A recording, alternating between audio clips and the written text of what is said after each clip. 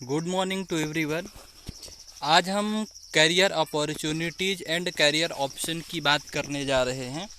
हमारे 10th और 12th के बाद हमारे बच्चों को नहीं पता होता कि हमें किस फील्ड में जाना चाहिए, कौन सा फील्ड ज़्यादा अच्छा होता है और कौन से फील्ड हमारे लिए बेटर हो सकता है।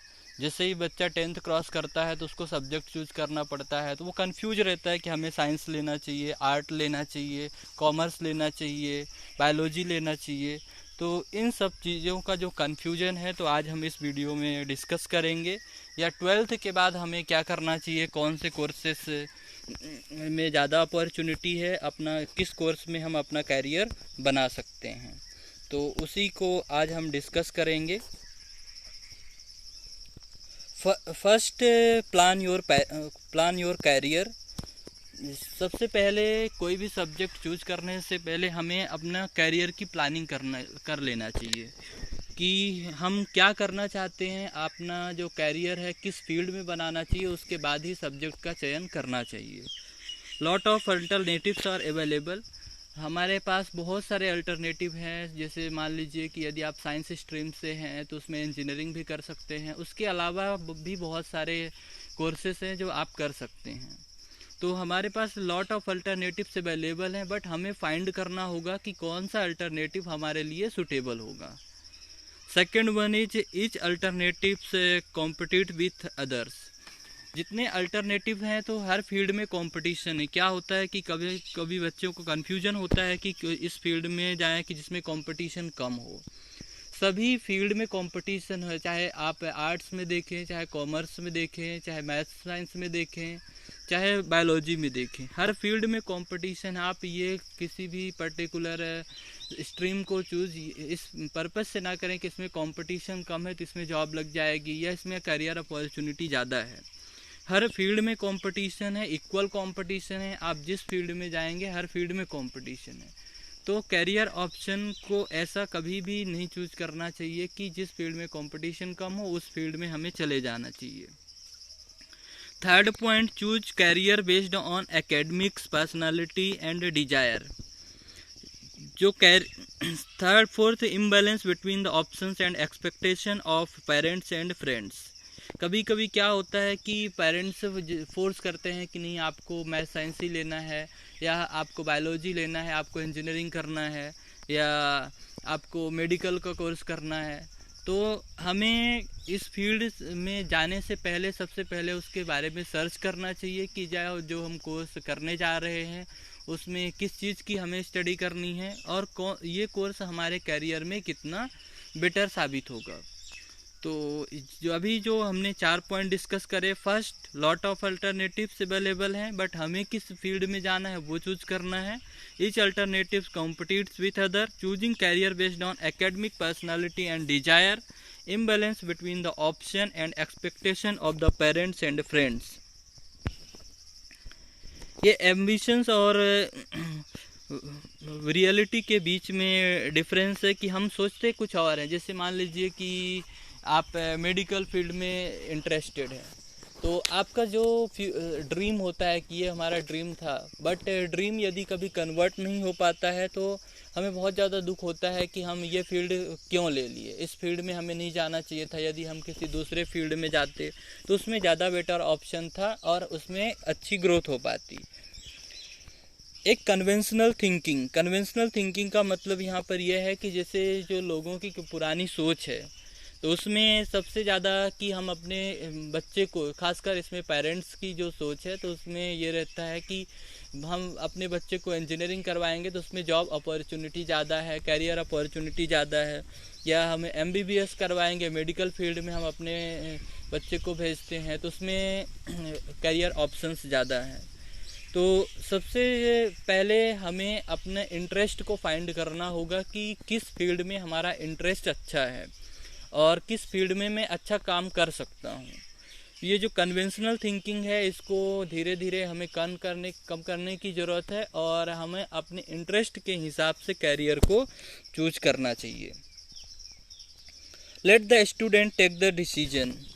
जब भी कोई भी हाँ, स्टूडेंट अपना कैरियर ऑप्शन चूज करता है। जैसे मान लीजिए कि 12th के बाद कोई बच्चा यदि बीए करता है तो उसके लिए सबसे पहले जानना ज़रूरी ये है कि उसके बाद क्या क्या कैरियर अपॉर्चुनिटीज़ हैं, कि बीए करने के बाद हम किस फील्ड में जा सकते हैं, उसके अलावा और क्या क्या कैरियर ऑप्शंस हैं। तो ये सभी चीज़ें पहले स्टूडेंट को फाइंड करना चाहिए। Immense scope with in the India even in your own villages, many opportunity exist in the rural areas. Use electronics media to find where you are and who needs you. The role of teachers and parents confirm to the facilitators. How to plan your careers. हम अपने career की planning कैसे करें। बहुत important topic है कि जो career की प्लानिंग तो हमको करना है, बट कैरियर की प्लानिंग कैसे करें, कहाँ से स्टार्टिंग करें, हमें क्या करना चाहिए कैरियर की प्लानिंग करने के लिए। तो जो फर्स्ट पॉइंट की पॉइंट है सेल्फ असेसमेंट। सेल्फ असेसमेंट बहुत ज़रूरी है किसी भी स्टूडेंट के लिए। यदि हमें किस फील्ड में जाना है तो वो सिर्फ हमें पता है, इसके अलावा और हमसे ज़्यादा कोई नहीं जानता है। यदि मान लीजिए कि मेरा इंटरेस्ट साइंस बैकग्राउंड में है और हम यदि कॉमर्स ले लेते हैं तो उसमें इतनी ज़्यादा हम स्टडी नहीं कर पाएंगे और उसमें हमारी इतनी ग्रोथ नहीं हो पाएगी। तो सेल्फ असेसमेंट बहुत ज़रूरी है। किसी भी स्टूडेंट को कैरियर प्लान करने से पहले अपना असेसमेंट करना ज़रूरी है कि हम क्या कर सकते हैं और किस फील्ड में अच्छा कर सकते हैं। सेकेंड पॉइंट है academic and career options. Academic का मतलब यहाँ पर यह है कि किस फील्ड में अभी तक हमारा एकेडमिक अच्छा रहा है। कुछ स्टूडेंट ऐसे होते हैं जिनका 10th और 12th में साइंस बैकग्राउंड अच्छा रहता है, साइंस पे ज़्यादा कमांड रहती है। कुछ स्टूडेंट्स रहते हैं जिनका आर्ट्स पे ज़्यादा कमांड रहता है। कुछ स्टूडेंट्स रहते हैं जिनका बायोलॉजी पे कमांड रहता है। तो जिसका जिस पे ज़्यादा कमांड है उस पर फोकस करें। और दूसरी चीज़ कैरियर ऑप्शंस देखें कि इसमें कैरियर ऑप्शंस क्या क्या अवेलेबल हैं। यदि मैं इंजीनियरिंग करता हूं तो आफ्टर इंजीनियरिंग हमारे पास क्या क्या कैरियर ऑप्शंस अवेलेबल होंगे, या हम मेडिकल कोर्स करते हैं, एमबीबीएस करते हैं तो क्या हमें डॉक्टर के अलावा कुछ और फील्ड मिल सकते हैं, उसमें भी हम काम कर सकते हैं। तो first we are find the career options. Third evaluation and occupational choices. Assessing the working condition. Working condition को आप एसेस कीजिए कि जो काम करना है हमें आफ्टर डिग्री या डिप्लोमा तो वो हमारे लिए कितना सूटेबल होगा, वर्किंग कंडीशन वहाँ की कैसी होगी। Choosing and managing your career. Which career is choose. सबसे पहले हमें जब सेल्फ असेसमेंट कर लेंगे तो उसके बाद हमें कौन सा फील्ड चूज करना चाहिए, कौन सा कैरियर ऑप्शन बेटर रहेगा। टेंजर is a doctor who has join the MBA coaching classes. I did MBBS because my parents wanted me to, but I find where is no money in it. MBA give the qualification to work the multinational lives and desire lives. Craze for civil services. जैसा कि current scenario में देखेंगे कि आजकल civil services में students का craze बहुत तेज़ी से बढ़ता जा रहा है। यदि आप पिछले कई सालों से यूपीएससी का रिजल्ट देखेंगे तो उसमें इंजीनियर्स, खासकर जो इंजीनियर्स हैं वो सबसे ज़्यादा सिलेक्ट हो रहे हैं। उसके पीछे रीज़न क्या है कि जो जॉब सिक्योरिटी है और उसके साथ साथ जो पावर है वो इसमें सिविल सर्विसेज में सबसे ज़्यादा है। और यदि हम कंट्री के लिए कुछ कंट्रीब्यूट करना चाहते हैं, अपना कंट्रीब्यूशन देना चाहते हैं कंट्री के लिए, तो सिविल सर्विसेज एक ऐसा फील्ड है जिसमें हम सोसाइटी के लिए, कंट्री के लिए बहुत अच्छा काम कर सकते हैं।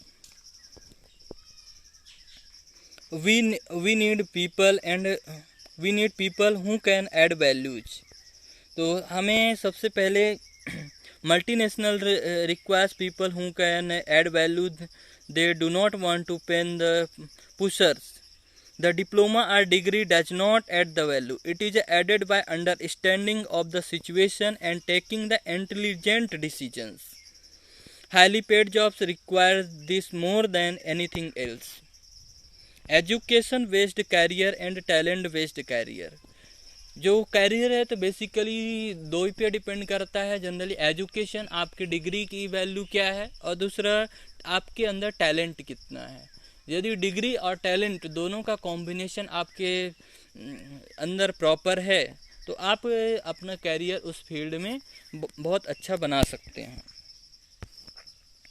कुछ प्रोफेशनल कोर्सेस हैं, कुछ नॉर्मल कोर्सेस होते हैं। तो जनरल बीए कोर्स होता है जैसे, तो उसमें हम कौन कौन से सब्जेक्ट की स्टडी कर सकते हैं with elective optional subject such as history, economics, political science, psychology, sociology, anthropology, geography, education, econometrics, philosophy etcetera. बहुत सारे मतलब ये ऑप्शनल सब्जेक्ट्स हैं जिसको लेकर के हम बीए कर सकते हैं। कैरियर आफ्टर बीए, यदि हम बीए कर लेंगे तो उसके बाद क्या स्कोप रहेगा और किस फील्ड में हम अच्छा कर पाएंगे।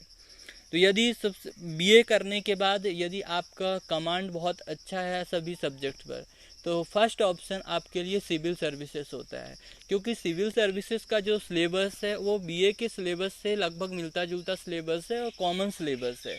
जैसे आप हिस्ट्री, ज्योग्राफी, पॉलिटी, इकोनॉमिक्स, जितने भी ये कॉमन सब्जेक्ट हैं बीए के, तो ये यूपीएससी के सिलेबस से बिल्कुल मैच करते हुए हैं। यदि आपने बीए किया हुआ है तो civil services, UPSC and state PCS सबसे बेस्ट कैरियर ऑप्शन आपके लिए हो सकता है।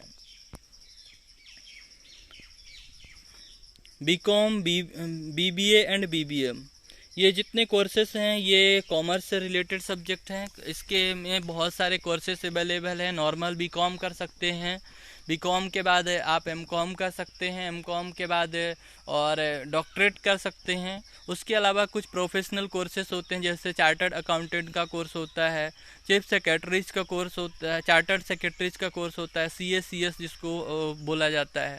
तो ये कॉमर्स से रिलेटेड कोर्सेस हैं। Then career after studies in the commerce, जैसे ही आप कॉमर्स से स्टडी कर लेते हैं इतने कोर्सेज करने के बाद, तो आप किस फील्ड में कैरियर बना सकते हैं। अकाउंटेंट के पद पर आप काम कर सकते हैं, बैंकर बन सकते हैं, बिजनेस मैनेजर बन सकते हैं, सीए बन सकते हैं, सीएस बन सकते हैं। किसी भी कंपनी के लिए आपका अकाउंट, चार्टर्ड अकाउंटेंट के रूप में आपकी नियुक्ति की जा सकती है। तो बहुत सारे ये कैरियर ऑप्शंस हैं कॉमर्स के फील्ड में। Then graduate courses in the various vocational subjects in commerce, ये उसके वेरियस सब्जेक्ट हैं, वोकेशनल कोर्सेस हैं जिसके में हमें आगे स्टडी कॉमर्स में कर सकते हैं। आज के वीडियो में इतना ही। नेक्स्ट वीडियो में हम अगले टॉपिक्स के ऊपर डिस्कस करेंगे।